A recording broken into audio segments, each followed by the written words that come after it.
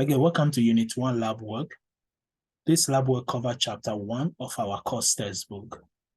Our main goal is to go through one question, and this question also is about printing messages on our screen using Java. And the question here says we should write a program that print the following diamond shape. Don't print any unneeded characters. That is, don't make any character string longer than it has been shown. So we have to print what we have here. Using asterisk, we are going to print again a diamond shape. Here we can print this shape by using a loop, which we are going to cover around Chapter 5 of our course textbook.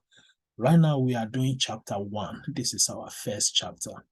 So we are going to be more creative by using the system.out.println and also .print to print this shape.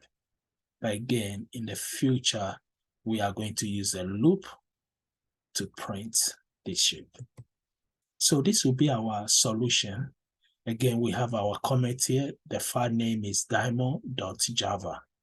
So the main class name is Dymo.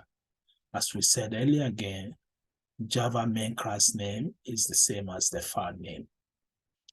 And our comment here is to solve the programming project 1.9, which is Chapter 1 of our course textbook. So we have our main method again. And here we are going to use the system.out.println to print the shape of the diamond. Again, in the future, we can use the loop to print this concept. So that will be the conclusion here.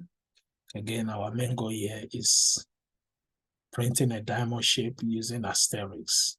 And again, we have to be creative here by using our system.out.println and to print as many based on the shape. We may know how many of them we need.